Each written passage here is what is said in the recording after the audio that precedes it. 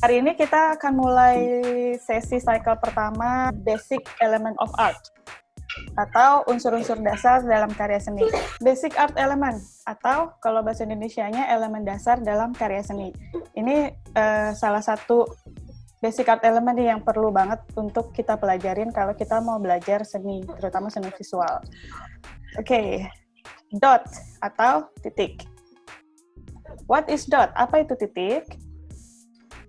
Titik itu bisa dibilang dia kayak round mark yang nggak mesti bulat sempurna, nggak mesti lingkaran sempurna, agak plenyet-plenyet dikit nggak apa-apa, tapi pokoknya suatu bentuk yang memiliki satu titik pusat, itu bisa disebut titik, round mark, kalau di karya seni ya. Titik merupakan elemen yang paling sederhana banget di karya seni. Dia bisa merupakan titik awal, bisa juga titik akhir atau destination sebagai penentu lokasi atau posisi. Terus dia bisa sendirian nih kayak gini, sendirian isolated, atau dalam grup, banyak teman-temannya. Terus titik ini ya sering banget diremehkan, karena nggak kelihatan saking titik, ya udahlah titik aja gitu kan. Nah, padahal dia itu adalah the basic building block of an artwork, yaitu pondasi utamanya dalam sebuah karya seni itu semua berawal dari titik. Terus semua lukisan, gambar, fotografi pun itu semua adalah collection of dots and lines. Jadi semua gambar yang kalian lihat itu kumpulan dari dots. Oke, dot can be, kalian lihat kayak gini nih ya. Ini hubungan dot dengan pertama dengan dirinya sendiri nih. Dia bisa kayak gini, bulat, sendirian gitu kan, warnanya merah. Bisa juga bentuknya ukurannya lebih kecil kayak gini, terus lebih kecil lagi, atau segini. Bisa juga warnanya nggak merah, bisa kuning, atau bisa juga biru, hijau, purple, bisa juga orange, black and white, dan warna-warna lainnya. Atau kombinasi di antara semuanya, kayak gini. Terus ini hubungan dot, kalau berdua kayak gini, kira-kira hubungannya apa nih? Ada yang tahu? Berjauhan ya, dibanding sama ini, berdekatan. Ini hubungan dots dengan dots yang lain. Atau bisa juga overlapping, atau kombinasi di antara semuanya. Overlapping ada, berdekatan ada, berjauhan ada, dalam satu karya seni. Dots memberikan makna bagi sebuah karya seni. Oke, kita lihat ya contohnya. Ini karyanya George Seurat, A Sunday Afternoon on the Island of La Grande Jatte. Ini dibuat tahun 1886. Ini foto yang bikin nih, yang di sebelah kiri bawah itu George Seurat namanya. Karyanya beraliran pointillism. Apa istimewanya dari si pointillism dan apa istimewanya dari lukisan ini? Oke, pertama, George Seurat itu dia orang yang termasuk salah satu pionir aliran pointillism. Pointillism itu adalah aliran dalam karya seni yang teknik membuatnya itu dengan cara membuat dots-dots. Jadi nggak ada unsur lain nih dalam karya seni ini selain dots. Semuanya dibuat dari dots. Gambar bentuk yang kalian lihat itu semuanya terbentuk dari dots. Nah, istimewa dari lukisan ini adalah lukisan ini berukuran 2x3 meter. Bisa kebayang nggak ukuran 2x3 meter? Kalau kalian lihat ada apa ya di rumah? Oh, daun pintu rumah, pintu di kamar misalnya, itu pintu ukurannya biasanya rata-rata 2,1 meter atau 2,4 meter tingginya. Ya, lebarnya sekitar 90 sampai 1 meter. Nah, kalian bayangkan 3 pintu berjejer, nah sebesar itu lukisannya.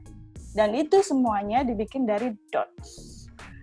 Ada yang pernah iseng ngitung nih berapa sih jumlah dots yang ada di dalam lukisan itu? Itu ada sekitar 10 million dots di dalam lukisan itu. Even more mungkin kayaknya, banyak banget soalnya. Itu semua kumpulan-kumpulan dots-dots semua di situ. Berikutnya, Vincent van Gogh. Ini karyanya Vincent van Gogh yang menggunakan teknik pointillism juga. Dia sempat ketularan virus pointillism-nya George Seurat ya waktu itu. Ini karya lainnya yang dengan pointillism juga, Henri Matisse 1904. Bahkan Henri Matisse pun sempat ketularan pointillism waktu itu. Ini lukisannya dengan teknik pointillism. Semua unsurnya di sini ada dots dan beberapa sedikit garis. Terus ini karya seni yang sudah masuk ke era kontemporer nih. Ini Yayoi Kusuma. Kalau kalian udah pernah ke Museum Macan, pernah ada satu instalasinya Yayoi Kusama di situ. Ini salah satunya yang ada di New York, in Infinity. Isinya penuh dengan dots, polka dots, dan dia bermain dengan mirror, jadi dia kayak infinity gitu semuanya, kemanapun kalian melihat itu isinya dots. Damien Hirst ini juga dia banyak bereksplorasi dengan dots di dalam karya seninya. Ini salah satu lukisannya dia yang berukuran kurang lebih 3,2 meter kali 4 meter kalau nggak salah ya. Pokoknya besar banget, is huge, dan itu isinya dots semua. Istimewanya dari lukisan ini adalah dia bikin dots, tapi dia bikin sebisa mungkin dots-nya itu ukurannya konsisten. Walaupun beda-beda warna, tapi dia bikin konsisten. Ukurannya sama kayak gitu. Nah, kelihatannya jadinya kayak gitu. Balik lagi ke era modern art menuju kontemporer. Ini salah satu karyanya Andy Warhol. Andy Warhol itu karyanya kebanyakan pakai silk screen ya. Silk screen itu kayak apa sih? Sablon. Kalau lukisan dia ini terinspirasi dari konsep digitalism, karena digitalism lagi in banget kan, televisi, teknologinya in. Terus, nah ini dia berusaha menggambarkan ini loh halftone teknik pakai permainan dots hitam dan putih. Roy Lichtenstein, dia juga termasuk seniman pop art. Ini kayak bukan nemesis juga sih, jadi kayak saingannya si Andy Warhol gitu. Jadi mereka berdua ini tuh lagi di eranya ini nih kayak balapan gitu, saling balapan bikin karya seni. Kayak misalnya, oh dia bikin itu, oke aku bikin ini. Oh dia bikin itu, oke aku bikin ini. Jadi saling memotivasi satu sama lain in a way. Nah ini Roy Lichtenstein ini termasuk salah satu pioneer pop art yang dia banyak pakai comic strip, waktu itu sebutannya comic strip. Jadi ini tekniknya dia pakai titik-titik. Kalau kalian sering lihat nih ada di billboard iklan atau di film-film yang ada perwujudan gambarnya kayak gini nih. Nah, ini dipionirkan oleh si Roy Lichtenstein sama Andy Warhol itu. Kalau kalian lihat lukisan yang di kiri atas itu sebetulnya kumpulan titik-titik ya. Yang ada gambar pesawat terbang tuh, nah itu kumpulan titik-titik. Terus ini ukurannya juga besar-besar, biasanya dia bikin ukuran besar-besar. Kalau kalian lihat, nah yang sebelah kiri bawah itu Mr. Roy-nya, dia itu si seniman itu lagi bikin lukisannya itu. Ini pakai tangan loh ya, dia lukisnya pakai tangan, bukan hasil digitalism, tapi emang pakai tangan lukisannya. John Miro, kalau teman-teman ada yang masih ingat artis series kita beberapa minggu yang lalu, ini salah satu seri lukisan Constellation-nya dia. Judulnya Nightingale Midnight Song and Morning Rain tahun 1940. Dia pakai banyak banget unsur titik di situ. Terus ada lagi Wassily Kandinsky 1913. Ini salah satu pembelajaran dia tentang color, lingkaran, concentric circle di dalam square. Everything starts from a dot. Itu quotes Wassily Kandinsky. Everything starts from a dot. Oke, terus lanjut ada Aboriginal art. Nah ini Cha-nya pasti tahu nih di Australia. Ini teknik seni tradisionalnya suku Aborigin di Australia. Dia juga pakai dots tekniknya dia. Terus ada juga di Indonesia juga pakai teknik dots yang berhubungan dengan seni tradisional. Batik Indonesia dia pakai unsur dots juga di dalam motif-motifnya. Terus stereogram. Ada yang pernah dengar stereogram? Teknik pakai dots ini dipakai di stereogram. Kalau kalian perhatikan baik-baik. Ini teknik ilusi nih.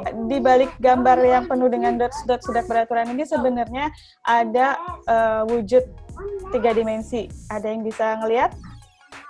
Coba siapa yang pertama kali bisa ngelihat? Apa bentuknya? Ada yang bisa lihat 7 dimensi? Matanya agak dipicing-picingkan sedikit gitu, agak di jereng-jerengin dikit, lama-lama kelihatan. Bentuk apa? Kayak bentuk candi gitu. Masih belum benar. Berarti belum kelihatan. Kamu berarti belum lihat. Bentuk ikan. Mirip ikan, tapi bukan ikan sebetulnya.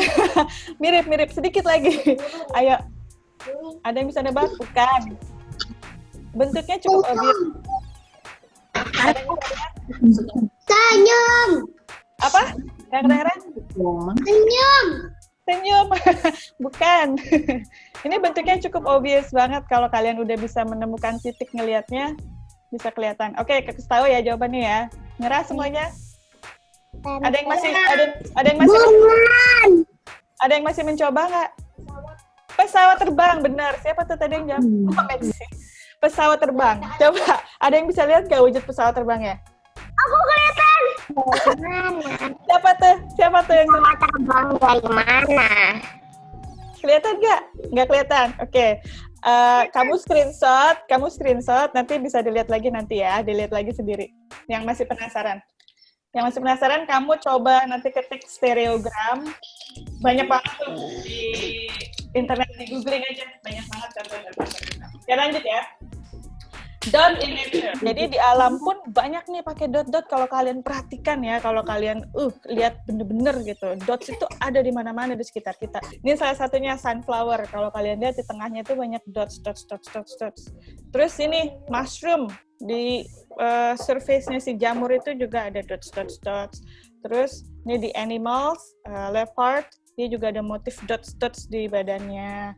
Terus ada lagi di daun-daun yang tumbuh di alam bebas, ini jenis-jenisnya. Ada juga tumbuhan hias yang ada dots-dotsnya juga ada ya. Terus ladybug. Nah ini dots, contoh dots berkumpul di dalam dots nih. Jadi si ladybug itu ada dotsnya juga. Terus anggap ladybug itu juga dots juga. Nah itu dots berkumpul semua di situ. Ini gambaran yang pas banget.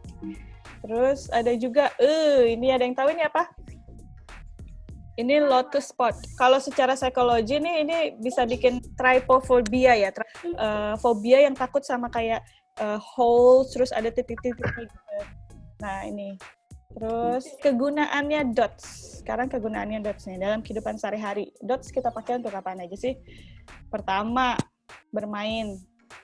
Dadu dia pakai dots ya untuk nentuin nomor-nomornya itu. Ya kan? Terus fungsi lainnya dipakai di Braille alphabet. Jadi untuk orang-orang yang tidak bisa melihat, cara mereka membaca itu dengan Braille ini. Jadi dots-nya itu timbul ya. Terus nanti diraba pakai tangan mereka. Dia bisa ngebaca tuh A, B, C semuanya. Terus bermanfaat banget kan dot kan? Nih, apa ini? Traffic light. Ini juga pakai dots juga. Terus fungsi lainnya, nih untuk adik-adik kecil kan, main dots to dots nih kalau mau belajar membuat garis, dia pakai dots to dots. Ini menjelaskan banget fungsi dots yang tadi aku kasih tahu, dia bisa sebagai titik awal dan sebagai titik akhir. Kayak misalnya ini contoh dari nomor 1 itu titik awal, nomor 2 itu titik akhir. Terus kita mencoba untuk mengconnect dari awal ke akhir dan seterusnya sampai 2, 3, 4, 5 sampai 10. Ada yang bisa tahu ini bentuk apa? Hati. Yes, betul sekali. Bentuk hati. Hati. Ya, coret-coretannya boleh dihapus lagi. Oh, terima kasih. Tuh, sudah digambarin tuh. Makasih ya. Oke, lanjut ya. Dots juga dipakai di map atau di peta. Contohnya kayak gini, untuk menentukan titik sebuah lokasi. Nah, coba kalian bayangkan nih di peta yang ini, kalau nggak ada titik merah-merahnya misalnya, ada tulisannya aja, Jet Buddha Temple aja misalnya tulisannya tanpa ada titiknya. Kira-kira kalian tahu nggak posisi exactly-nya itu si Buddha Temple itu di mana? Kita nggak tahu ya, bisa aja posisinya di bawahnya teksnya, atau di samping kanannya, atau di atasnya. Tapi kalau kita kasih dot di situ, lokasinya sudah sudah jelas gitu, ada di situ. Itu fungsi dot di map. Ada di mana-mana kan di keseharian kita. Oke, fungsi lainnya kalau kita menulis nih, punctuation mark dia bisa berfungsi sebagai full stop atau period, colon, titik 2 atau semicolon, atau koma, question mark, exclamation mark, sama apostrophe. Bayangkan kalau question mark nggak ada titiknya, atau exclamation mark nggak ada titiknya. Jadi nggak ada maknanya ya. Oke, lanjut. Kegunaannya untuk fashion. Nah, untuk keindahan nih, dilihat enak ya kan. Fungsi lainnya sebagai penyajian data. Jadi kalau di data statistik ada titik itu menentukan posisi dia di koordinatnya itu untuk menentukan jumlahnya exactnya berapa sih gitu. Ini di penyajian data dipakai banget nih titik-titik nih. Terus lanjut lagi, nah ini di dunia teknologi. Ada yang namanya quantum dots. Ada yang pernah dengar nggak? Nah, quantum dots ini adalah sebuah material nanocrystals yang bisa menerima cahaya, menyerap, terus menyinarkan kembali, mengemit lagi. Nah, si nanocrystals ini ukurannya cahaya yang dipantulkannya itu berdasarkan dari ukurannya. Jadi nanokristal yang ukurannya paling kecil itu 2 nanometer itu mengemit warna biru. Terus yang lebih besar dikit hijau, kuning, sampai yang terbesar itu adalah merah. Dia ukurannya 3 nanometer. Sekecil apa sih nanometer itu? Nih, kalian lihat kalau kalian ada penggaris, kalian lihat 1 mm. 1 mm itu satu ruas yang kecil ini ya. Ruas yang kecil banget nih. Di dalam 1 cm kan ada 10 ruas tuh. Nah, nanometer itu satu ruas yang kecilnya doang itu. Nah, itu kalian bagi 1 juta. Itu nanometer. 1 nanometer tuh segitu kecil banget. Mikroskopik banget. Fungsinya si quantum dots ini apa sih? Pertama, untuk di entertainment. Jadi, kalau kalian tahu teknologi TV itu dari zaman teknologi pakai tabung, terus akhirnya ada apa tuh LCD, LED, OLED. Nah, ini teknologi terbaru nih, QLED. Itu dia pakai material quantum dots. Hasilnya warnanya jadi lebih terang, terus lebih vibrant, lebih tajam gitu. Ini teknologi terbaru di dunia TV. Fungsi lainnya di dunia kedokteran, dia dipakai banget untuk image screening. Jadi sekarang surgeon itu dokter-dokter bedah itu terbantu banget dengan si quantum dots ini karena imagingnya jadi lebih jelas. Jadi mereka bisa lebih precise gitu melakukan surgery-nya. Yang bagian mana yang perlu dipotong nih, yang bagian mana yang perlu dibuang nih lebih jelas karena imaging warnanya pun lebih jelas. Oke, fungsi lainnya untuk bikin kenyang. Ini makanan favorit Tante. 3D dots. Jadi lapar nggak? Oke, lanjut ya. Sekarang hari ini kita mau activity nih. Activity Tante bagi jadi 2. Have a dot. Iya, bakso have a dot. Bakso is a dot. Bakso is a dot. Bakso is a 3D dot. Oke.